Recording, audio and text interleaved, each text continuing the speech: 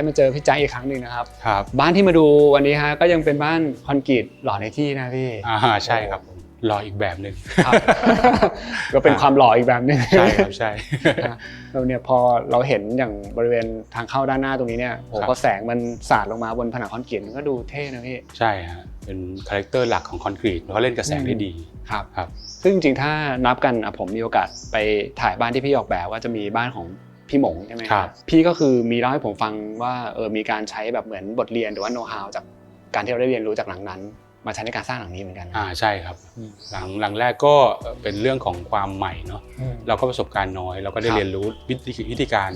หลายอย่างในการดีลกับคอนกรีตหลังนี้ก็เหมือนทดลองอีกแบบนึง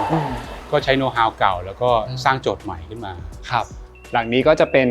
โฮมออฟฟิศใช่ไหมพี่ใช่ก็คือมีทั้งบ้านแล้วก็มีทั้งออฟฟิศด้วยใช่ครับใช่ถ้าให้พี่เล่าคร่าวๆว่าในแต่ละชั้นเป็นฟังก์ชันอะไรบ้างหลักๆมันก็จะแบ่งเป็น3ส่วนนะครับอย่างชั้นแรกที่เราอยู่กันตรงนี้จะเป็นพื้นที่ของจอดรถเป็นหลักเพราะว่าต้องซัพพอร์ตส่วนของสำนักงานส่วนที่2ของอาคารนี้ก็จะเป็นสำนักงานซึ่งจะประกอบไปด้วย3สำนักงาน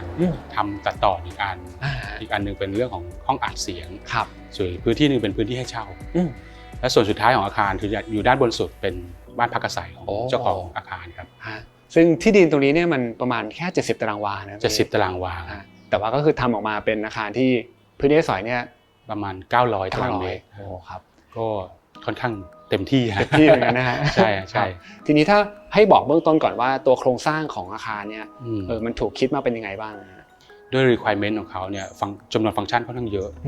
ด้วยหลายๆสิ่งหลายอย่างมันทำให้เราต้องหาระบบโครงสร้างที่สามารถทำให้แต่ละชั้นเนี่ยมันรู้สึกโปร่งโล่งได้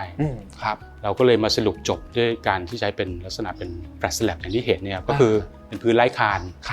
พอเราไม่มีคานแล้วเนี่ยคุณแก้วสังเกตว่าเรามองแล้วมันทะลุโปร่งโล่งไปได้ไม่มีอะไรขวางสายตาเป็นโครงสร้างครับแล้วก็ถ้าจะสังเกตบ้านหลังนี้ดีจะไม่ค่อยเห็นเสาจะเป็นลักษณะเป็น load bearing wall ก็คือการใช้ผนังรับน้ำหนักก็ทั้ง2ระบบนี้ถือว่าเป็นโครงสร้างที่ไม่ได้อะไรใหม่เป็นสิ่งที่เขาใช้กันมานานแล้วแต่ว่ามันเหมาะกับโปรเจกต์นี้ก็เลยเลือกใช้โครงสร้างพวกนี้เข้ามาซึ่งตรงนี้ก็ถือว่าเป็นส่วนสำคัญนะฮะที่ทำให้เดี๋ยวเราไปดูในแต่ละชั้นก็จะเห็นว่าพอตัวฝ้าเพดานด้านบนมันไม่มีคานมันก็จะดูโปร่งดูต่อเนื่องกันไปเลยใช่ครับทีนี้ถ้าเกิดถามถึงเรื่องของดีไซน์ภายนอกนิดนึงฮะก็จะเห็นว่ารูปด้านหน้าเนี่ยมันเป็นอาคารที่ดูมีเอกลักษณ์เลยนะผมก็อธิบายไม่ถูกแต่ความรู้สึกของผมคือมันย้อนนึกกลับไปเหมือนเป็นพวกแบบเครื่องเล่นแผ่นเสียงสมัยแบบมิดเซนจูรี่ของบราวน์อะไรเงี้ยมันจะมีเส้นเส้นตั้งเส้นนอนอะไรแบบนี้นะฮะแล้วก็วิธีการวางคอมโพที่แบบชิดไปฝั่งนึงหรืออะไรแบบนี้ก็เลยไม่แน่ใจว่ามันมีอินสปิเรชันที่มาจากอะไรแบบนั้นไหมหรือจริงๆไม่ได้เกี่ยวกันเลยมันน่าจะเป็นปัจจัยแรกๆในการที่ผมออกแบบอาคารนี้คือผมต้องการที่จะ respect เรื่องของ engineering เพราะฉะนั้นโครงสร้างทั้งหมดรูปแบบอาคารทั้งหมดเนี่ยอยากให้สะท้อนถึงวิธีการก่อสร้างของวิศวกรซึ่งมันก็จะชัดเจนในตัวรูปด้านอาคารเส้นสายที่อาจจะไม่ได้เป็นแพทเทิร์นฟลัดตลอดทั้งหมดเหมือนงานญี่ปุ่นอันนี้ถ้าสังเกตมันจะมีผนังแล้วก็จะเห็นความหนาพื้นซ้อนขึ้นไปเรื่อยๆอันนี้มันเป็นการสะท้อนถึงระบบการก่อสร้างที่ตรงไปตรงมาแล้วผมก็เชื่อว่าอย่างงานดีไซน์พวกเครื่องเล่นแผ่นเสียงของที่คุณแกพูดถึงผมเชื่อว่าสมัยก่อนengineering กับaesthetic เนี่ยมันไปด้วยกันแต่หลังๆมันเริ่มโดนแยกออกจากกันผมว่าอาคารนี้มันมีความอะไรอย่างนั้นความสวยงามของ engineering กับความสวยงามอุตสาหกรรมมันอาจจะรีมายคุณแก๊ปถึงดีไซน์ในยุคนู้นอะไรอย่างเงี้ยครับจริงๆพอเราไม่ได้พยายามจะเอาเอสเธติกหรือว่าความงามในเชิงสถาปัตยกรรมให้มันอยู่เหนือกว่าอย่างเงี้ยมันก็สามารถจะโชว์ความงามในเชิงแบบเอนจิเนียริ่งได้เหมือนกันใช่ไหมใช่ครับเรื่องแมสฟอร์มอาคารอะไรอย่างเงี้ยครับอย่างงานนี้ผมก็จะไม่ได้คิดรูปด้านอาคารมาก่อนซึ่งจะเป็นทุกหลังผมจะไม่ค่อยคิดรูปด้านภายนอกอาคารแต่หลังนี้ค่อนข้างชัดเจนว่าด้วยความเยอะของฟังก์ชันผมเลยรู้สึกว่าสิ่งที่ผมควรจะออกแบบคือสิ่งที่ผมเอาออกไปจากฟังก์ชันมากกว่ามันสมมติทรีตว่าอันนี้เป็นก้อนสี่เหลี่ยมต่างๆผมรู้สึกว่าผมให้ความสนใจในการที่จะคว้านมันยังไงเจาะดึงส่วนไหนออกไปเพื่อที่จะเจเนเรตความเป็นธรรมชาติหรือดึงแสงดึงอะไรเข้ามาในอาคารมากกว่าแล้วก็ฟังก์ชันต่างๆมันจะโดนเรียงร้อยผ่านช่องเปิดช่องเจาะที่ผมคว้านออกไปนะครับมาดูวิธีการออกแบบหลังนี้อย่างคุณแก๊ปสังเกตได้หลังข้างหน้าเนี่ยตึกก้อนๆแล้วจะมีตรงกลางเป็นรูโบอะไรแล้วก็จะเป็นการเหมือนเราขวาน ตัวก้อนนี้ออกมาแล้วก็ยัดธรรมชาติเข้าไปข้างในเพื่อให้เป็นแบบnatural core ของอาคารอะไรครับดึงทั้งแสงทั้งแดดทั้งลมเข้าไปอะไรอย่างเงี้ยแสดงว่าตัวการออกแบบรูปด้านเนี่ยมันไม่ได้มาจากการที่เรามองว่าแบบโอเคอยากจะวางคอมโพของช่องกว้างแบบนี้สูงเท่านี้ในแง่ความสวยงามแต่คือมันก็จะมาจากเรื่องของแสงลมหรือว่าการมองเห็นวิวภายในภายนอกอะไรแบบนี้ใช่ครับเหมือนเวลาคิดช่องเปิดเราจะรู้สึกว่าถ้าเรายืนอยู่ตรงเนี้ยเราควรจะต้องเห็นอะไรหรือเราควรจะได้สัมผัสอะไรมากกว่ามันก็จะมีรูแปลกๆในที่มันไม่ใช่แบบเกิดจากคอมโพสิชันแต่ว่าเรารู้สึกว่าตรงนี้มันมืดไปนิดนึงขอสกายไลท์หน่อยหรือตรงนี้ด้วยอาคารที่มันอยู่ในเมืองเนี้ยน่าจะเห็นสวนหน่อยข้างบ้านมีสวนเจาะไปดูสักนิดแล้วกันแต่ว่าเจาะไปดูในลักษณะที่เขาก็ไม่เห็นเราต้องเดินมาสักก้าว2 ก้าวแล้วก็เห็นบ้านสวนสวยงามอะไรเงี้ยมันจะเกิดจากการเป็นออร์แกนิกจากภายในหรือว่าครับซึ่งจริงๆก็น่าสนใจเพราะว่าหลายๆคนเองเนี่ยพยายามจะออกแบบบ้านภายนอกให้ดูสวยใช่ไหมครับก็คือคนทั่วไปผ่านไปผ่านมาเนี่ยมองเห็นสวยแต่อันนี้เนี่ยเราก็ต้องคำนึงถึงคนที่อยู่ข้างในด้วยว่ามองออกมาแล้วเป็นยังไงใช่ไหมหลังนี้ผมว่ามันเหมือนเป็นการทดลองประมาณนึงว่าการอยู่อาศัยในเมืองที่มีความหนาแน่นด้วยฟังก์ชันอาคารที่มีความหนาแน่นเราจะจัดการเรื่องพวกนี้ยังไงอะไรครับแต่ว่าถ้าให้ลงดีเทลวัสดุภายนอกนิดนึงครับมันจะมีอย่างเอาด้านขวาของอาคารก่อนมันจะมีแผงนึงที่แบบสูงเลยแล้วก็วัสดุผมไม่แน่ใจว่าเป็นอะไรเหมือนกันเหมือนจะเป็นแผ่นเป็นบล็อกอะไรสักอย่างตรงนั้นเป็นอิฐช่องลมครับเราเอามาทาสีเป็นสีเทาเข้มคือในตอนแรกเราออกแบบเป็นช่องลมที่มันแบบมองเห็นทะลุเลยซึ่งสวยมันจะเห็นเป็นแดงแต่ว่า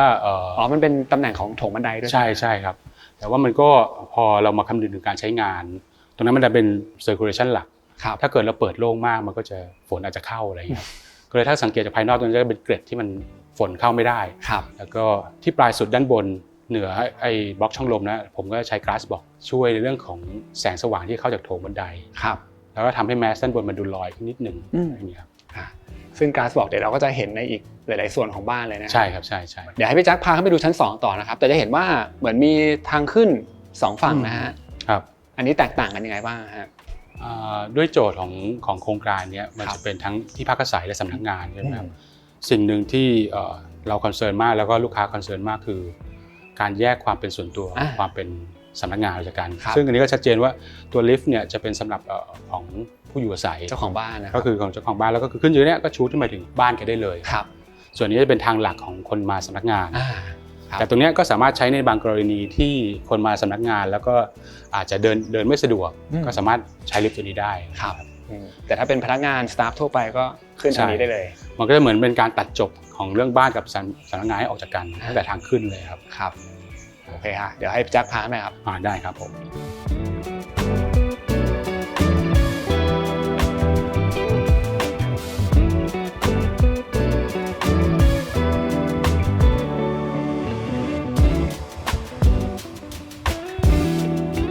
ขึ้นมาชั้น2นี่เห็นเป็นผนังคอนกรีตหล่อสูงมากๆเลยนะพี่ครับโอ้สวยเลยฮะอันนี้ก็เริ่มเห็นมีแสงสาดเข้ามาใช่ครับใช่แต่ว่าจริงๆตอนเช้าที่ผมมาเนี่ยแสงมันจะสาดมาจากฝั่งนี้ใช่เพราะว่าหน้าบ้านนั่นคือเป็นทิศตะวันออกใช่ไหมครับจริงๆพอเข้ามาอยู่ตรงนี้เนี่ยก็จะเห็นแล้วว่าในการเจาะช่องแสงของพี่เนี่ยมันมีหลายส่วนจริงนะฮะแล้วก็ตัวบ้านมันดูใช้คำว่าเหมือนมันมีความพรุนซึ่งอันนี้เป็นเชิง positive นะพี่ถ้าเกิดเราเปิดหน้าต่างลมก็จะถ่ายเทได้แล้วก็แสงเข้ามาได้จากหลายจุดเลยนะใช่ครับใช่เหมือนเราแก้โจทย์จากเรื่องของฝ้าในแต่ละชั้นค่อนข้างเตี้ยอยู่ที่2.70 เมตรสำหรับอาคารสาธารณะเนี่ยมันก็จะเป็นพื้นที่ฝ้าที่เตี้ยนิดนึงผมก็เลยพยายามที่จะใส่สเปซที่มันมีวอลลุ่มสูงแทรกเข้าไปในหลายๆจุดอย่างที่บอกว่าอย่างชั้น2ตรงนี้เนี่ยมันก็จะเชื่อมต่อกับชั้นลอยด้วยใช่ครับใช่แล้วก็เป็นพื้นที่ของออฟฟิศหมดเลยนะฮะที่เราอยู่ตรงนี้แล้วก็นอกจากผนังที่เป็นเรียบๆแล้วเนี่ยจะมีบางส่วนที่เราก็จะเห็นว่ามีความโค้งด้วยนะครับทั้งส่วนของผนังเองแล้วก็อย่างด้านหน้าตรงนี้ที่เป็นเพดานเชื่อมต่อขึ้นไปก็มีความโค้งด้วยนะใช่ครับด้วยสเปซที่มันค่อนข้างจะไม่ได้ใหญ่มากเราก็เลยพยายามใช้เส้นโค้งเข้ามาลบความที่มันแข็งของพื้นที่เช่นตรงจากฝ้าเตี้ยเนี่ยไปสู่วอลลุ่มที่สูงเนี่ยเราก็ใช้เส้นโค้งเข้ามาทำให้มันแบบลื่นไหลมากขึ้นอะไรอย่างเงี้ยครับทีนี้อยากให้พี่แจ็คลงดีเทลในเรื่องของการก่อสร้างนิดนึงครับทั้งในส่วนของแบบหล่อแล้วก็ตัวคอนกรีตครับหลังนี้เราทดลองการใช้แบบหล่อคอนกรีตใหม่ซึ่งเป็นวัสดุเป็นเหล็กเป็นแบบหล่อเหล็กซึ่งเขาก็จะมีคาแรคเตอร์ที่แตกต่างจากไม้อัดพอสมควร อันนี้สาเหตุที่เลือกใช้แบบหล่อที่เป็นเหล็กเนี่ยมาจาก2กรณีอันแรกคือไอ้ตัวนี้มันไม่ใช่เป็นบ้านพักอาศัยเป็นสำนักงานซึ่งการที่เราใช้ไม้อัดมาเป็นแบบหล่อเนี่ยมันก็น่าจะต้องใช้บัดเจ็ตในการทำเป็นแบบเยอะเพราะมันใช้ทีเดียวทิ้งเลยมันก็ไปอินสปายจากพวก civil structure พวกเสาตอหม้อทางด่วนอะไรเงี้ยเราก็ไปเดินดูมันก็เรียบพอสมควรซึ่งพวกนั้นคือเขาใช้เป็นแบบเหล็กหมดเลยใช่แต่ว่าในความเรียบของมันเนี่ยมันยังไม่เรียบพอที่เราจะมาสัมผัสมันตรงๆนี้คือถ้ามันมาอยู่ตรงเนี้ยมันอาจจะรู้สึกแบบตะกิดตะขวงใจมันจะไม่ได้เรียบขนาดนั้นเราก็ต้องมาถึงจุดของเรื่องของปูนว่าปูนเราได้สูตรยังไงที่มันเหมาะสมกับตัวแบบหล่อที่เป็นเหล็กเนี่ยซึ่งจริงๆอย่างสูตรของตัวคอนกรีตเนี่ยมันจะมีความแตกต่างกันใช่ไหมพี่ใช่บางทีอาจจะต้องการความเหนียวมากหน่อยหรือว่ามีความแบบการลื่นของมันใช่ไหมครับการไหลของมันหรือว่าอย่างบางจุดอาจจะต้องการแรงอัดที่เยอะขึ้นใช่ไหมใช่ครับเราก็ย้อนกลับไปดูเสาตอหม้อนี่แหละมันก็เป็นคอนกรีตที่มีสเตรนท์สูงมากพอสเตรนท์สูงเนี่ยเนื้อของคอนกรีตที่อยู่ข้างในมันจะปริมาณเยอะไปโดยปริยายแล้วพอใช้คอนกรีตที่มีเนื้อของปูนซีเมนต์เยอะเนี่ยมันทำให้ตัวคอนกรีตเนี่ยผิวมันเนียนเวลาถอดแบบมันเนียนไม่ค่อยมีรูพุนไม่เห็นหินไม่อะไรเงี้ยแต่ว่าจะมีบางส่วนที่ทำการหล่อยากเช่นแบบที่มีความโค้งความอะไรเงี้ยก็จะมีสูตรของคอนกรีตอีกแบบหนึ่งเพื่อให้เทง่ายขึ้นแต่ว่าหลักๆก็คือก็ซีเมนต์จะเยอะแต่ว่าอาจจะเพิ่มในส่วนประกอบของน้ำยาบางอย่างหรือใส่น้ำเยอะขึ้นอะไรอย่างนี้ครับซึ่งอันนี้ก็ทางบริษัทคอนกรีตที่เราใช้เนี่ยเขาก็ develop วิธีการพวกนี้มาเป็นโซลูชันให้เราครับจริงๆคือเราสามารถปรึกษาทางบริษัทคอนกรีตได้เลยแล้วเขาก็จะออกแบบสูตรให้เราได้เลยใช่ไหมครับว่าในโครงสร้างส่วนไหนควรจะใช้สูตรประมาณยังไงคือโดยปกติบริษัททำผลิตพวกคอนกรีตพวกนี้เขาก็จะมีสูตรสำเร็จของเขาอยู่แล้วที่ทำสำหรับงานทั่วไปแต่อย่างของเราเนี่ยมันจะถือว่าเป็นกรณีพิเศษเพราะเราจะโชว์เลยเขาก็ให้ความสนใจและให้ความร่วมมือในการทำเรื่องพวกนี้จนได้โซลูชันที่มันน่าพอใจครับแล้วก็อย่างหนึ่งในการทำงานคอนกรีตเนี่ยครับการที่เราจะต้องดีลกับแผนปูนเนี่ยทางผู้รับเหมาก็จะต้องสั่งปูนมาให้เทให้จบได้ในทีเดียวเขาไม่สามารถเทเท่านี้แล้วพรุ่งนี้มาเทต่อมันจะเห็นชัดเลยเป็นรอยต่อพวกสีต่างกันนิดเดียวมันจะชัดเลยซึ่งอันนี้ก็ทางแพลนก็สามารถเซอร์วิสในเรื่องพวกนี้ได้ค่อนข้างดีเพราะจะไม่เห็นผนังเลยไหนเลยที่เทเป็นครึ่งอ่ะมันจะเต็มเสร็จทีเดียวแล้วก็ย้ายไปแพทเทิร์นหนึ่งโอเคครับคอนกรีตที่บ้านอันนี้เลือกใช้นะครับก็จะเป็นของแบรนด์ ORC Premier นะครับซึ่งเขาเป็นผู้นำด้านนวัตกรรมคอนกรีตผสมเสร็จนะครับซึ่งมีกระบวนการผลิตที่ทันสมัยแล้วก็มีโรงงานที่ได้การรับรองมาตรฐานระดับสากลเลยนะครับ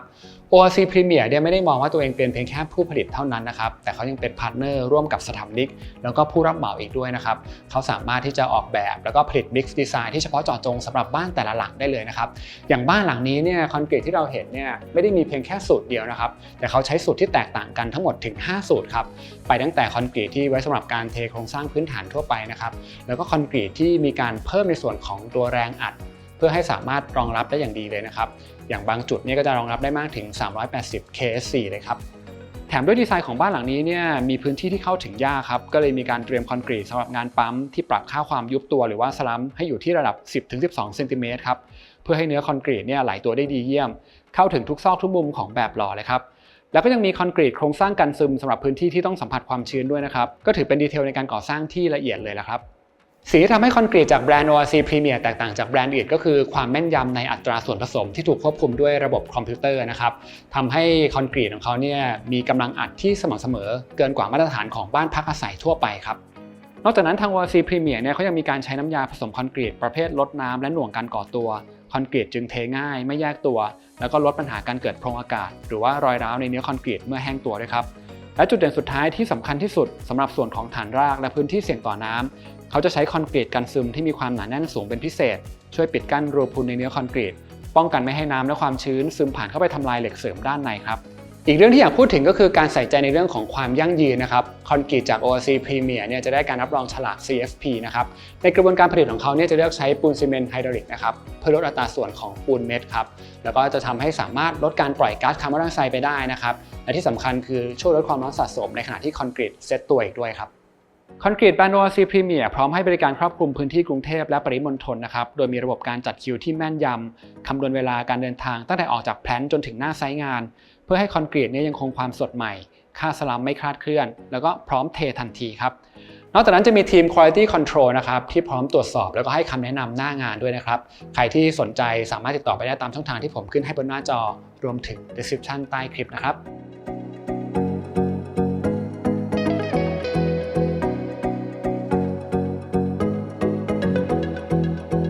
แล้วในส่วนของแพทเทิร์นนะครับขนาดความกว้างของแบบรอ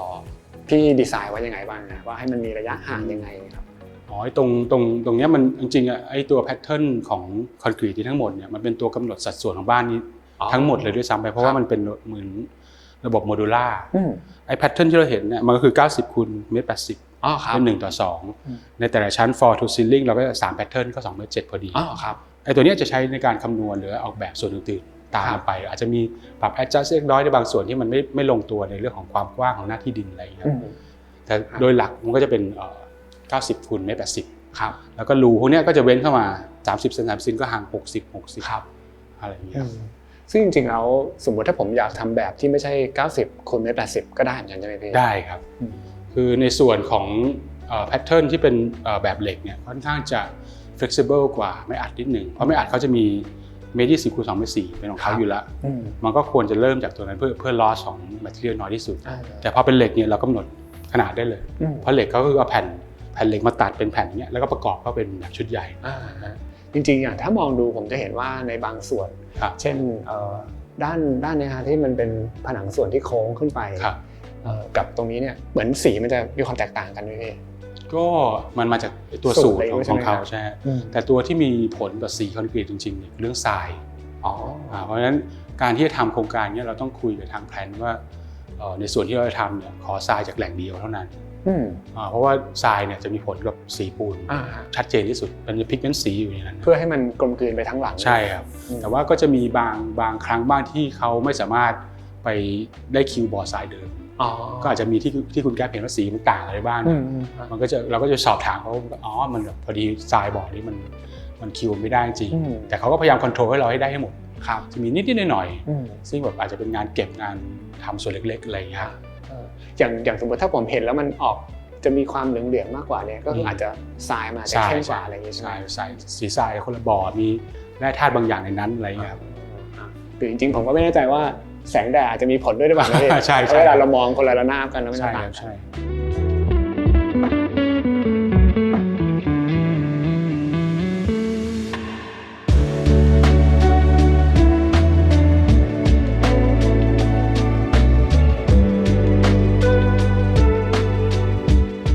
พี่แจ๊คก็พามาชั้น2 ครึ่งนะครับครับผมเราเดินขึ้นบันไดมาซึ่งเป็นโถงบันไดสีแดงจัดจ้านเลยครับพี่ ให้พูดถึงดีไซน์ของโถงบันไดก่อนนิดนึงครับว่าทำไมถึงดีไซน์มาเป็นแบบนี้มันจะเป็นบันไดเหล็กนะใช่ครับใช่บ้านนี้เป็นบ้านคอนกรีตดูหนักแน่นบึกบึนอะไรอยากจะได้บันไดที่มันดูแบบคอนทราสต์นิดนึงแล้วมันก็เหมือนเราดูหนังพีเรียดอเมริกันแบบมีฉากงานเลี้ยงของทหารอเมริกัน อะไรเงี้ยก็มีผู้ชายบุกปืนแล้วบนฟลอร์เนี่ยมีผู้หญิงใส่ชุดแดงเต้นอยู่กลางฟลอร์มันก็เป็นแบบความคิดในเชิงอินสปิเรชันนะครับเลยมาจบที่เราก็ใช้โครงสร้างที่เป็นเหล็กทั้งหมดแล้วก็ใช้เป็นเหล็กเพลทที่หนาประมาณ9 มิลส่วนเรื่องสีเนี่ยก็ตอนนั้นก็คิดหลายสีดำสีเทาสีเหลืองสีอะไรเงี้ยแล้วก็มันมีภาพถ่ายไซต์งานอันนึงครับตอนที่เขายกบันไดนี้มาติดตั้งมันเป็นโป๊เหล็กสีส้มแล้วก็มาดูให้มันสวยว่ะก็เลยผนวกกันหลายๆไอเดียเข้ามาก็เลยลงท้ายด้วยเป็นสีแดงสดใสโดดเด่นท่ามกลางคอนกรีตเทาๆหรือว่าวงกลมดำๆอะไรอย่างเงี้ยใช่ครับใช่แล้วก็เมื่อกี้ตอนเดินขึ้นมาก็จะเห็นว่าส่วนของโถงบันไดนี่อย่างที่เราคุยกันตั้งแต่ทีแรกแล้วว่ามันจะมีตัวเป็นบล็อกช่องลมใช่ไหมใช่ครับซึ่งพอมองด้านในก็จะเห็นว่ามันเป็นบล็อกจริงๆแต่ด้านนอกก็จะมีความทึบหน่อยใช่ครับแล้วก็ลมยังสามารถผ่านได้ครับแล้วก็บนชั้นนี้ก็จะเห็นการใช้ glass block นะครับซึ่ง2ฝั่งเนี่ย glass block เป็นคนละรุ่นคนละไซส์กันนะใช่ครับใช่พอเป็นเพลนใหญ่ผมก็จะเลือกใช้ที่มันเป็นสแควร์เนาะขนาดประมาณ19 คูณ 19 เซนแต่พอตรงนี้พอมันเป็นส่วนโค้งเนี่ยพอเราใช้ชิ้นใหญ่แล้วมันจะดัดมันจะไม่เนียนก็เลยเปลี่ยนแบบครึ่งหนึ่งประมาณ9 คูณ 19 เซนแล้วจัดเป็นแนวตั้งให้มันเข้ากับส่วนโค้งได้ง่ายขึ้นนี่ครับก็จะทีหน่อยใช่ครับแล้วก็ตรงนี้จะมีประตูที่ออกไปยังพื้นที่ส่วนของเป็นระเบียงใช่ครับระเบียงมันก็จะเป็นด้านหน้าอาคารที่เราเห็นว่ามันมีส่วนที่คว้านออกนะก็จะเป็นมุมนี้เลยใช่ครับ ตรงนี้จะเป็นพื้นที่เหมือนพื้นที่แฮงเอาท์ของสำนักงานทั้ง3ที่หลายที่เวลาทำงานกันต้องการพื้นที่นั่งชิลกันตอนเย็นๆอะไรเงี้ยซึ่งเราก็เลยดีไซน์พื้นที่นี้เป็นด้านหน้าของตึกแล้วก็อยู่ตรงกลางระหว่าง3ออฟฟิศมาจอยกันได้อาจจะตั้งโต๊ะในอนาคตมีนั่งกินนั่งอะไรตรงนี้ครับแล้วก็เป็นพื้นที่ที่ลมโปร่งแล้วก็จริงๆพี่จะมีเหมือนปลูกเป็นต้นไม้ด้านบนให้มันห้อยลงมาได้ใช่ไหมใช่ครับอยากจะเติมสีเขียวเข้าไปในอาคารก็เลยเลือกเป็นแบบเหมือนต้นลีกวนยูให้มันไหลลงมาจากทางชั้นที่เป็นที่พักอาศัยไหลลงมาที่ระเบียงตรงนี้อันนี้มันก็กำลังเริ่มโตอันนี้เดี๋ยวให้พี่แจ็คพาขึ้นไปด้านบนนะครับได้อันนี้เข้าได้เพราะเจ้าของปลดล็อกไว้ให้แล้วใช่ครับเชิญครับ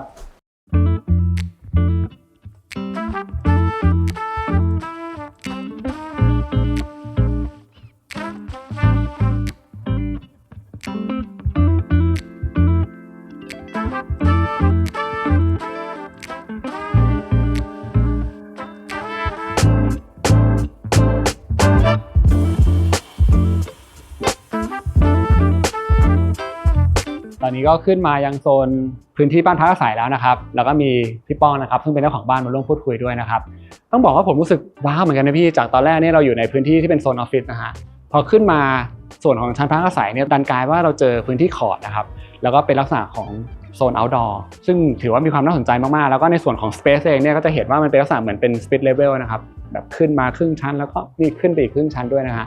อยากถามพี่ป้องก่อนเลยครับว่ามีบรีฟพี่แจ็คไปยังไงบ้างครับในส่วนของงานออกแบบบ้านครับโจทย์หลักๆเลยนะครับก็คือเรื่องของอากาศที่ถ่ายเทซึ่งคุณแจ๊คก็ทำได้ดีแล้วก็เรื่องแสงสว่างด้วยพองานออกมาเนี่ยถือว่าผมพอใจมากๆเลยแต่คุณแจ๊คก็สังเกตอารมณ์โกรธมากเลยนะใช่ครับแล้วก็แสงสว่างนี่เราก็ได้ใช้เต็มที่แล้วก็เป็นโจทย์ที่ตั้งต้นด้วยการคิดว่าเราจะทำยังไงให้ชีวิตของการอยู่อาศัยของบ้านพักอาศัยในเมืองเนี่ยมันได้อยู่กับธรรมชาติมากขึ้นเราตั้งโจทย์ว่าจะดึงธรรมชาติเข้ามาก่อนก็คือเนี่ยขอดกลางนี้เห็นท้องฟ้ามีฝนมีแดดเข้ามาเจาะไปถึงข้างหน้าแล้วก็โจทย์ข้อที่2เรารู้สึกว่าการที่มีบ้านอยู่บนยอดตึกเนี่ยหรือเป็นเพนท์เฮาส์บนเนี่ยหลายๆโครงการเนี่ยก็แบบมีลิฟต์ส่วนตัวเข้ามาถึงในห้องเปิดเลยเนี้ยซึ่งมันก็เป็นลักชัวรี่แบบหนึ่งแต่เรามองเรื่องของลักชัวรี่ของชีวิตการอยู่อาศัยเนี่ยเป็นเรื่องของความสัมพันธ์ระหว่างคนกับธรรมชาติเราเลยอยากให้รู้สึกว่าก่อนเข้าบ้านเนี่ยควรจะเข้าจากภายนอกเราก็เลยดีไซน์ส่วนด้านหน้าเนี่ยให้เป็นภายนอกอาคารพอออกมาจากโถงนี่ปุ๊บก็เหมือนออกมาข้างนอกอีกทีนึงก่อนที่จะเดินเข้าตัวบ้านจริงๆอย่างแนวคิดที่พี่แจ็คบอกเนี่ยมันก็ทำให้เราเห็นว่าลักษณะของการเข้าถึงบ้านเนี่ยมันเป็นเหมือนกับว่าจริงๆเราอยู่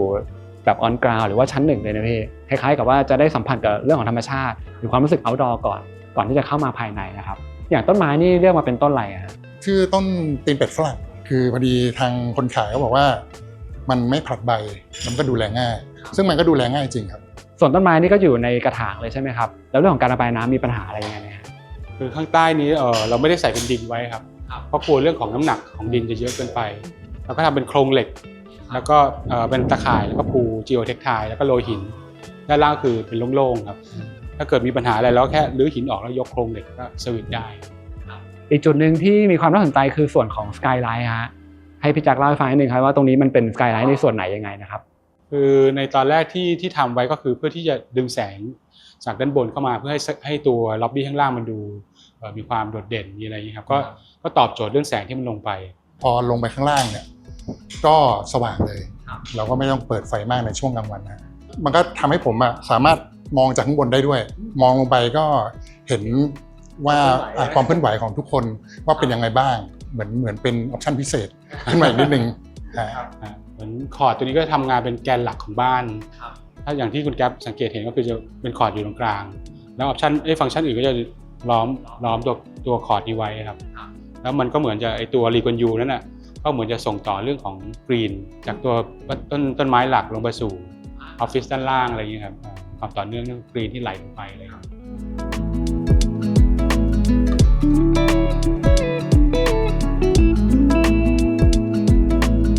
วันนี้พี่ป้องกับพี่แจ็คก็พาเข้ามาด้านในนะครับก็จะเป็นพื้นที่ส่วนของ pantry กับ dining นะครับแต่ว่าขอทักเรื่องของเสื้อก่อนนะเสื้อสวยเลยนะแล้วก็ด้านหลังด้วยพอเห็นถ้วยแล้วรู้สึกว่าไม่พูดถึงไม่ได้เลยครับผมแต่เขามากี่ปีได้จริงๆผมทันแชมป์ ครั้งสุดท้ายก่อนที่เจนคอปจะทำนะก็คือผมเชียร์ปี 1989อ๋อครับตอนนั้นผมป .4 มั้งป .3 ป .4 ฮะยาวนานเลยนะครับ แต่ว่าแชมป์ตอนนั้นก็มันก็เป็นเด็กๆอ่ะไม่ได้รู้สึกมากเท่าตอนเจนคอปครับโอเคครับเริ่มต้นให้บ้องพูดถึงการใช้ชีวิตในพื้นที่โซนนี้หน่อยครับส่วนของ living dining pantry ปกติเป็นคนชอบทำอาหารหรือชอบนั่งอยู่มุมไหนอะไรยังไงครับตรงนี้เป็นส่วนรับประทานอาหารใช่ไหมครับผมบอกคุณแจ็คว่าขอส่วนทำอาหารเล็กๆไว้สำหรับแฟนผมเวลาเขาตื่นเช้ามาแล้วเขารีบๆทำกินแล้วก็ออกไปทำงานเนี่ยเป็นส่วนนี้แต่ส่วนข้างในต่อเนื่องกันเป็นครัวไทยอันนี้เราก็จะมาทำอาหารกันตอนเย็นตอนอะไรอย่างนี้ครับผมให้พี่แจ๊คพูดถึงการดีไซน์สเปซภายในหน่อยครับทั้งส่วนของ living แล้วก็เชื่อมต่อมาส่วน dining กับ pantry นี่ครับจากพื้นที่ห้องรับแขกเมื่อกี้นะคุณก็จะสังเกตว่าจะเป็น double volume เป็นเหมือนศาลาเป็นโถงอยู่อันนี้คือตั้งแต่ตัวสถาปัตยกรรมแล้วก็พอเปลี่ยนเข้ามาในพื้นที่ที่เป็น pantry นั่งกินข้าวเนี่ยเราก็จะกดป้ายมันเตี้ยลงเพื่อมันรู้สึกแบบโคซี่มากขึ้นรู้สึกกับกันเองมากขึ้นอะไรเงี้ยครับส่วน interior สิ่งที่ออกแบบเนี่ยก็จริงๆก็จะเป็นพาร์ทเนอร์ผมคุณพลอยเป็นคนวางคอนเซ็ปต์มาโจทย์จากคุณป้องคือต้องการของที่มันเรียบง่ายชัดเจนตรงไปตรงมาไม่ได้มีการเดคอเรทเยอะนั้นรูปแบบก็จะมีความมินิมอลนิดนึงแต่ก็อาจจะมีดีเทลตรงหน้าบานนิดๆหน่อยๆเพื่อไม่ให้มันแข็งเกินไปอะไรอย่างเงี้ยครับก็โทนสีก็จะใช้เป็นเทาเข้มที่มันใกล้เคียงกับพวกกรอบประตูหน้าต่างอลูมิเนียมสีจะไปด้วยกันแล้วก็จะมีการเลือกวัสดุหรือว่าเฟอร์นิเจอร์ที่นั่งมีไม้เข้ามาแทรกนิดนึงเพื่อมันลิงก์กับตัวพื้นอะไรอย่างเงี้ยครับถามถึงพื้นที่ส่วน living นิดนึงครับผนังหลังทีวีตรงนี้เนี่ยมันจะมีดีไซน์ที่ผมรู้สึกว่ามันเท่ดีนะครับก็คือเป็นผนังลงมาแล้วก็มีการพับแล้วทำให้รู้สึกเหมือนมันลอยได้นะใช่ครับเป็นเหมือนโอเวอร์แฮงมานิดนึงคือตอนแรกเราก็อยากจะให้มันดูแบบมันเป็นโครงสร้างคอนกรีตแล้วมันก็มีคุณสมบัติในการรับแรงเรื่องคันติลีฟมันก็ทำได้อยู่แล้วก็เลยลองใช้ตรงนี้เป็นเหมือนสตรัคเจอร์โชว์นิดนึงแล้วก็ถ้าเกิดสมมติใครเดินไปเดินมาตรงห้องข้างหลังเราก็จะเห็นเท้าเห็นมูฟเมนต์ของคนนิดๆหน่อยๆอะไรอย่างเงี้ย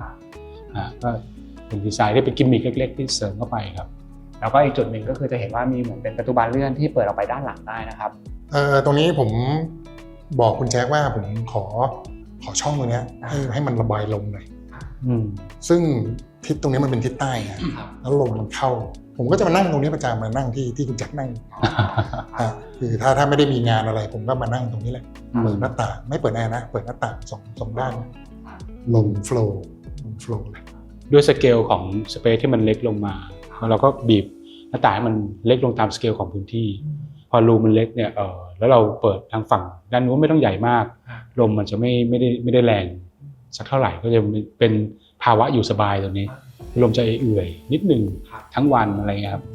แล้วก็ไอ้ช่องเปิดตรงนี้มันก็มีประโยชน์อีกอย่างนึงคือถ้าเปิดเสร็จแล้วเดินออกไปเนี่ยคุณแก๊ปจะเห็นว่าสวนข้างบ้านนี่สวยมาก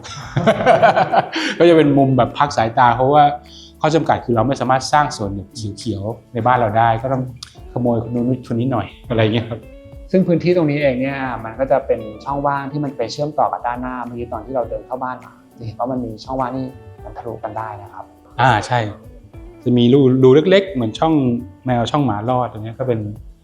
ตัวที่จะเสิร์ฟลมจากทิศใต้เข้าไปสู่ขอดกลางในขณะที่เราปิดห้อง living room ทั้งหมดก็จะมีลมจากทางนี้ไหลเข้าไปครับผมเองก็รู้สึกว่าพอตัวบ้านเนี่ยมันเป็นคอนกรีตเนี่ยมันอาจจะรู้สึกถึงความทึบตัน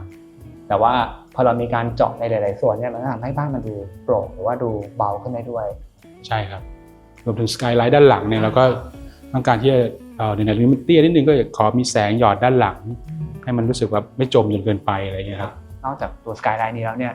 อย่างผนังที่เชื่อมระหว่างห้องครัวเองเนี่ยครับก็จะเห็นว่าไม่ได้ทำเป็นผนังทั้งผืนเลยนะครับแต่จะมีส่วนช่องว่างที่เราติดเป็นกระจกเข้าไปด้วยนะครับทำให้ตัวเคาน์เตอร์เนี่ยมันเป็นตัวเล่าเรื่องไหลจากครัวฝรั่งไหลเข้าไปสู่ครัวไทยอะไรเงี้ยเป็นเส้นนำตาเข้าไปครับทีนี้ในส่วนของชั้นนี้เนี่ยนอกจากพื้นที่คอมมอนตรงนี้แล้วมีห้องอะไรบ้างครับด้านหลังผนังวางทีวีเนี่ยก็จะเป็นห้องน้ำส่วนกลางของอาคารครับอันนี้เราก็ได้เปิดสกายไลท์ด้านบนของห้องน้ำแล้วก็อาศัยตรงหลืบของช่องแสงเนี่ยเป็นตัวติดพัดลมระบายอากาศมันเข้าไปก็จะไม่เห็นพัดลมระบายอากาศแต่ก็อาจจะมีพัดลมที่มันเป่าเพื่อให้มี circulation ของอากาศภายในเพิ่มขึ้นแล้วก็จะมีวัสดุที่คุณป้องแกไปหามาจะเป็นแบบหน้าตาคล้ายกลาสบอกแต่มันระบายอากาศได้วัสดุมันเป็นพลาสติกนะฮะอ๋อครับผมแล้วก็ มันเหมือนมันทำ2 ด้านแล้วก็ตรงกลางเนี่ยมีช่องระบายอากาศแล้วก็เขาก็จะมีเหมือนเป็นตะแกรงมุ้งลวดนี่แหละปิดวางไว้เพื่อกันแมลงเลยแต่ว่าอากาศเนี่ยโฟลว์ได้ครับก็ผมว่าเหมาะสำหรับการใช้ในห้องน้ำนั่นแหละครับจริงๆถ้าเรามองเผินๆจากภายนอกเนี่ยก็จะเป็นเหมือนบล็อกแก้วเลยแต่จริงๆก็จะเห็นว่ามันจะปิดมาไม่เต็มนะแล้วก็มีช่องให้ลมผ่านได้ใช่ครับโอเคฮะเดี๋ยวจากตรงนี้ให้พี่ป้องพี่แจ็คพาไปดูชั้นบนต่อครับได้เลยครับ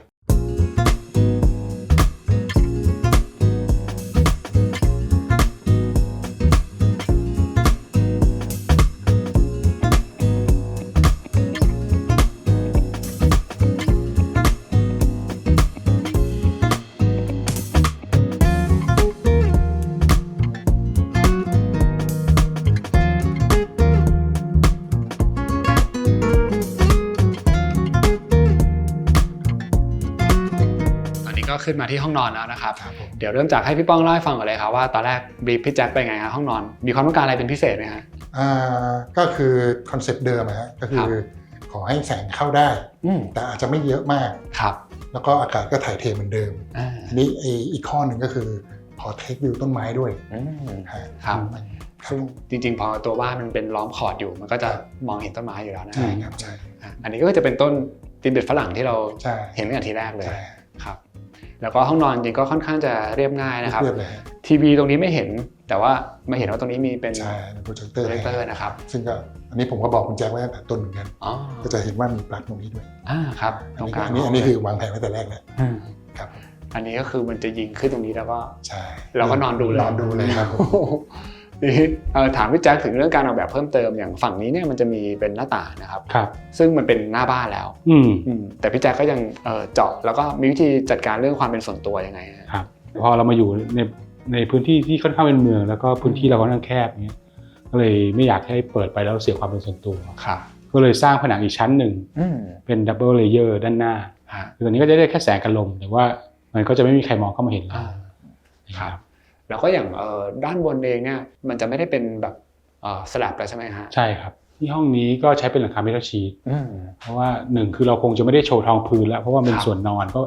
อยากใช้อะไรที่มันเรียบร้อยเช่นฝ้ายิบซ้ำอะไรอย่างเงี้ยไปเนี่ยแล้วก็หลังคาที่เป็นหลังคาเมทัลชีทเนี่ยมันก็ช่วยเรื่องของการกันความร้อนได้ดีกว่าดาดฟ้าเพราะเราก็จะมีการใช้อินสตูเลชันที่เป็นโฟมอะไรอยู่ใต้นี่อีกทีนึงครับแล้วมันก็มีแกลบของระหว่างหลังคากับฝ้าอะไรเงี้ยก็ช่วยเรื่องความร้อนได้ครับเห็นคุณป้องว่าเปิดแอร์ห้องนี้เย็นห้องเย็นมากนะคือตอนเช้ามาปิดแอร์ลงไปทำอะไรขึ้นมาเย็นอยู่เลยเย็นทั้งวันครับแล้วก็ถ้าเกิดว่ามันเป็นสลับก็อาจจะมีกังวลเรื่องของการระบายน้ำรั่วอะไรอย่างเงี้ยใช่ครับแล้วก็อย่างตำแหน่งของห้องนอนเนี่ยถ้าคุณแก๊ปสังเกตเราจะขึ้นมาจากส่วน living room เราเนี่ยแค่ประมาณครึ่งชั้นผมก็เลยอยากจะให้มันมีปฏิสัมพันธ์แบบสมมติคนนึงอยู่อีกห้องนึงก็ยังรับรู้ถึงการอยู่อีกคนนึงได้คือถ้าขึ้นไปเต็มชั้นเนี่ยมันอาจจะตัดขาดกันสิ้นเชิงอย่างนี้สังเกตห้องนี้มองไปก็ครึ่งชั้นก็เป็นห้องliving roomละจะเห็นว่าไอ้คนนึงนั่งทำหรือทำอะไรอยู่ข้างล่างนะครับสามารถเห็น living room ได้แบบเต็มๆเลยใช่ครับแล้วก็อาจจะเลยไปถึงส่วนกินข้าวนิดนึงนะฮะก็ยังเห็นถ้านั่งกินข้าวอยู่อย่างนี้คือเห็นกันหมดเลยนะแอบเช็คได้เช็คได้อ๋อเช็คได้เช็คงานได้ด้วยอันนี้ก็ว่าครบเลยฮะใช้ประโยชน์จากอย่างตอนที่เราเข้ามาแล้วมันมีการยกระดับของชั้น living room ใช่ไหมครับไอ้ห้องนอนเนี่ยจะอยู่เหนือทางเข้าพอดีงั้นชั้นมันจะสปริตกันประมาณพอดีกันนะครับอย่างละครึ่งชั้นอะไรเงี้ยก็ย้ำอีกทีนึงว่าอย่างหนึ่งที่รู้สึกคือถึงแม้มันเป็นผนังที่ทึบๆแต่ว่าบ้านหลังนี้พี่จอดให้มันพรุนจริงๆนะพี่แล้วมันก็เชื่อมต่อเห็นกันหมดเลยนะฮะตรงนี้เห็นว่ามีประตูบานเลื่อนครับเปิดเข้าไปจะเป็นพื้นที่เป็นห้องน้ำครับแล้วก็เป็น walk-in closet ซึ่งจะมีเครื่องซักผ้าในตัวด้วยเพื่อความสะดวกสบายฮะพอเวลาซักผ้าเสร็จข้างหลังมีระเบียงด้วยสามารถตากผ้าได้พอผ้าแห้งก็เก็บเข้าตู้ได้เลยครับก็ถือว่าแบบครีเอทเป็นมุม laundry เพิ่มเติมขึ้นมานะครับก็ไม่ต้องยกขนลงไปข้างล่างอะไรแบบนี้อย่างห้องน้ำตัวนี้ก็ถูกจัดวางไว้ในคอนเซปต์เดียวกันคือมันก็จะอยู่ล้อมคอร์ดเหมือนกันแต่ฝั่งที่ติดกับคอร์ดเนี่ยเราไม่สามารถใช้เป็นกระจกใสได้เพื่อความเป็นส่วนตัวแล้วก็ใช้เป็น glass box ตัวนี้ครับโจทย์ที่คุณป้องให้ก็เหมือนเดิมคือเราต้องระบายอากาศให้ดีงั้นจะเห็นว่ามันจะมีช่องเปิดประมาณ3จุดในนี้ที่สามารถลมโฟลว์ได้อย่างดีซึ่งผมคิดว่าตอนใช้ชีวิตจริงเนี่ย เวลาอาบน้ำเสร็จมันก็คงจะชื้นอยู่แป๊บนึงแล้วก็แห้ง ใช่ครับ ก็อย่างที่บอกไปว่าจริงๆเวลาเราทำบ้านให้มันมีความพรุนให้มันสามารถเปิดได้เนี่ย ครับ จริงๆผมว่ามันสำคัญในแง่ที่ว่ามันระบายอากาศได้ แสงเข้ามาแล้วก็คุณภาพชีวิตในบ้านมันก็ดีขึ้นด้วยนะ ใช่ครับ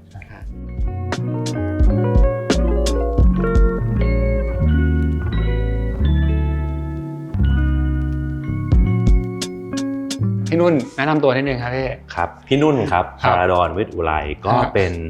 ทำออฟฟิศอยู่ชื่อ Full House Production ตัดต่อลำดับภาพหนังซีรีส์โฆษณาซึ่งก็ใช้พื้นที่เนี้ยเป็นฐานบัญชาการหลักก็คือบ้านคุณป้องนั่นแหละ แต่ส่วนนี้เป็นออฟฟิศเนาะส่วนหนึ่งทำเป็น Full House ของผมตัดต่อลำดับภาพ และอีกส่วนหนึ่งก็จะมีส่วนของห้องบันทึกเสียงและห้องมิกซ์เสียงชื่อ Rocky Raccoon ที่อันเนี้ยส่วนเนี้ยผมกับป้องเป็นหุ้นส่วนกันครับโอเคเราก็จะเห็นว่ามี2ห้องนะห้องหนึ่งก็เหมือนเป็นคอนโทรลใช่ไหมฮะใช่ครับห้องหนึ่งคือคอนโทรลรูมที่ตัว Sound Engineer นั่งอยู่ลูกค้าเข้ามานั่งข้างหลังฟังกันส่วนอีกห้องหนึ่งก็จะถูกออกแบบให้เป็นห้องบันทึกเสียงห้อง recording ที่ announcer หรือโฆษกเข้าไปใส่หูฟังพูดใส่ไมค์ครับแล้วก็พอส่วนด้านหลังนี้ก็จะเป็นส่วนตัดต่อก็เป็นส่วนของ Full House ก็คือพอเรารู้แล้วว่าเราเช่าป้องเขาตึกเขาแต่ผมก็ตีตรงนี้ขึ้นมาใหม่เพื่อกั้นเพราะว่าพอเป็นการตัดต่อลำดับภาพก็ต้องมีพนักงานอยู่อีก 4-5 คนของเราก็จะเป็นส่วนให้พนักงานส่วนตัดต่อนั่งทำงานกันในนี้ตอนแรกมันไม่ได้เป็นห้องแบบนี้ใช่ไหมฮะใช่ครับตอนแรกมันเป็นโถงกว้างมาเลยครับแล้วก็อีก2ห้องด้านนี้คือเป็นห้องไหนฮะโอเคมีห้องนึงเป็นห้องเล็กๆอันนี้เป็นห้องทำงานส่วนตัวของผมเองห้องสุดท้ายทั้งนั้นจะเป็นห้องเรียกว่าห้องพรีเซนต์งานแล้วกันนะก็เพราะเราตัดทั้งภาพยนตร์ทั้งซีรีส์ทั้งโฆษณาขายงานลูกค้าเข้ามาดูลูกค้าผู้กำกับเจ้าของโปรดเยอะแยะเราก็จะมีห้องไว้เป็นห้องพรีเซนต์กันที่ตรงนี้ครับก็สวยงามมากขอบคุณครับครับแล้วในแง่การออกแบบของพี่แจ็คอะฮะรู้สึกว่าการทำห้องต่างๆพอมันเป็นอัดเสียงหรือเป็นตัดต่อมันมีสเปคอะไรพิเศษไหมฮะจากบรีฟที่ผมได้จากทางคุณป้องกับคุณนุ่นเนี่ยก็คือในเรื่องของ technical material เนี่ยทางนี้เขาเป็น expert เดี๋ยวเราก็จะไปจัดการต่อเองผมว่าจะกั้น space ในแง่ของพื้นที่ปริมาณพื้นที่ที่แบบเหมาะสมกับการทำงานของแต่ละแผนกแล้วก็ตอนวางผังเนี่ยจะสังเกตได้ว่ามันจะมีเป็นผนังปูน2ข้างแล้วตรงกลางเนี่ยเหมือนจะโล่งที่คุณนุ่นมาตั้งออฟฟิศไว้ตรงกลางเมื่อก่อนก็เป็นพื้นที่โล่งแล้วก็จะมีบรีฟแรกๆคือตัดต่อก็มีทำงานด่งงานดึกอะไรเงี้ยเมื่อก่อนจะมีเป็นห้องนอนข้างหลังด้วยเดี๋ยวนี้น่าจะเปลี่ยนพฤติกรรมไม่ได้นอนแล้วคุณแจ็คไม่พูดผมลืมเลยใช่ตอนนั้นแบบโอ้คุณแจ็คพวกผมลากกันตี 2 ตี 3 ตี 4แกดีไซน์ว่าให้สามารถเอาเตียง2 ชั้นมาวางไว้ได้แต่พอถึงเวลาจริงใกล้ๆเปิดเดี๋ยวนะแก่ขึ้นเรื่อยๆฮะเราทุกคนแก่ขึ้นเรื่อยใจจะลากไม่ไหวก็กลับบ้านกันเที่ยงคืนที่1กลับบ้านนอนอยู่ดีก็เลยรื้อไม่ทำอย่างนั้นแล้วทำให้มันเป็นพื้นที่ครัวที่ใหญ่ขึ้นได้แต่ว่าคือมันจะมีพื้นที่ส่วนกลางด้วยก็คือด้านหน้าเป็นเหมือนนั่งเล่นหรือถ้าลูกค้ามากันเยอะนะครับก็นั่งกินข้าวตรงนี้เลยมื้อเที่ยงมื้อเย็นแต่ว่าในทางกลับกันสิ่งที่คุณแจ็คดีไซน์มาให้ข้างหลังเราไม่เรียกว่าครัวแล้วกันเรียกว่าพื้นที่ dining area พนักงานหรือว่าคนพวกเราเองสามารถอยู่กันได้ระดับเป็น10 คนนะฮะแน่นอนว่างานแบบนี้มันเหนื่อยทำได้ชั่วโมงครึ่ง2 ชั่วโมงมันต้องออกมาพักเบรกดื่มกาแฟกินโค้กกันอย่างเงี้ยแล้วก็นั่งเมาส์มอยซึ่งพักกันสัก 5-15 นาทีมันก็พร้อมจะกลับเข้าไปขายงานต่อทำงานต่อแล้วก็มีมุมข้างหลังไปอีกที่เปิดออกไปเหมือนเป็นระเบียงด้านหลังด้วยใช่ไหมเผื่อใครเครียดมากก็ออกไปผ่อนคลายข้างนอกได้ย้อนไปเมื่อกี้ที่บอกตอนเป็นบ้านเก่าที่ยังตอนทำออฟฟิศกันที่ยังเป็นบ้านอยู่นะตอนทุบมันจะมีเพนพอยต์อย่างหนึ่งคือมันเป็นโฮมออฟฟิศแล้วคราวนี้ออฟฟิศในเชิงการตัดต่อลำดับภาพหนังซีรีส์มันจะมีความกดดันอยู่แล้วสูงในเนื้องานเองคราวนี้พอมันเป็นบ้านธรรมดาพอลูกค้าเข้ามาหรือแม้แต่เราเองก็คือต้องยอมรับว่าบางงานมันก็มีการถกเถียงเครียดมองกันไปโอ้โหเพดานอยู่นี่เพดานอยู่นี่ก็เลยคุยกับป้องแหละตั้งแต่ต้นเลยว่าถ้าจะทูบแล้วทำเป็นออฟฟิศเนี่ยนะให้เพดานมันสูงรู้สึกโปร่งๆได้ไหมซึ่งนี่เลยกลายเป็นคำบลีฟที่ไม่ว่าจะผ่านไปกี่บลีฟมันจะหลุดไปยังคุณแจ็คตลอดใช่ไหมฮะป้องก็จะเน้นนะครับว่าสเปซมันจะต้องสูงรู้สึกไม่อึดอัดแล้วนี่คือสิ่งที่คุณแจ็คทำให้เราซึ่งมันความรู้สึกอึดอัดของการทำงานมันหายไปในระดับหนึ่งจริงๆตอนนี้เราคุยกันมาก็ช่วงประมาณสักเที่ยงกว่าบ่ายโมงนะฮะแสงก็จะเป็นอีกแบบนึงนะครับพี่แจ็คอันนี้เริ่มเป็นเหมือนกากบาทหน่อยอย่างที่พี่บอกใช่ไหมครับมีรีเฟล็กจากกระจกข้างบนลงมาด้วยอยากถามพี่แจ็คเพิ่มเติมถึงดีเทลของการออกแบบ ในส่วนของพื้นนิดนึงฮะครับจริงๆเนี่ยมันเป็นพื้นโครงสร้างเลยครับแต่ทีนี้ครั้นว่าเราจะปูกระเบื้องหรือทำเทอร์โซอะไรเงี้ยมันก็จะใช้งบประมาณเพิ่มขึ้นไปค่อนข้างเยอะเราก็เลยขัดมันลงไปเลยขัดพื้นโครงสร้างลงไปให้มันเห็นหินข้างล่างเลยซึ่งมันก็ออกมามีความเป็นเหมือนพื้นหินขัดโดยปริยายแล้วก็มีความแบบแกร่งของมันเพราะว่านี่ไม่เป็นคอนกรีตสเตรนท์สูงได้ประโยชน์ทั้งเรื่องของความสวยงามแล้วก็ประหยัดงบมากกว่าทำเทอร์โซอะไรเงี้ยหินมันอาจจะไม่ได้กระจายตัวสม่ำเสมอเหมือนพวกงานเทอร์โซนะแต่มันก็มีเสน่ห์มันอีกอย่างหนึ่งมีความแบบแรนดอมของมันนะครับแต่ว่าพอเป็นเข้าไปในห้องอัดเสียงหรือห้องตัดต่ออะไรพี่ก็เป็นพรมไปเลยต้องปูพรมครับเป็นเรื่องของอะคูสติกเสียงมันเสียงมันสะท้อน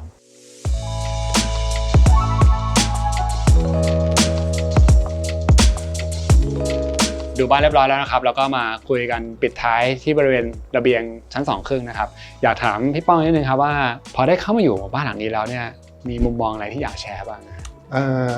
ส่วนตัวผมนะครับคือบ้านหลังนี้ตอนแรกมันเป็นบ้านเก่าผมทำออฟฟิศอย่างเดียวแล้วการเดินทางมันค่อนข้างลำบากนิดนึงเป็นบ้านเก่าผมอยู่ลำลูกกาใช้เวลาเยอะมากผมก็เลยตัดสินใจทำเป็นทั้งออฟฟิศแล้วก็เป็นบ้านในตัวแล้วก็ได้คุณแจ็คนี่แหละที่เข้ามาตบไอเดียทั้งหลายจนมันลงตัวแล้วพอผมมาอยู่เองก็รู้สึกพอใจมากมากครับผมแล้วฟีดแบ็กจากภรรยาหรืออย่างแบบเพื่อนๆที่มาร่วมทำงานด้วยเป็นไงบ้างฮะจากภรรยาผมเขาก็ชอบอยู่แล้วแหละเพราะว่ามันก็ใกล้ทีมงานเขามากขึ้นด้วยส่วนลูกค้าที่มาชอบทุกคนเลยบอกว่ามันเท่มากก็นั่นแหละครับโอเคครับพี่แจ็คบ้างฮะ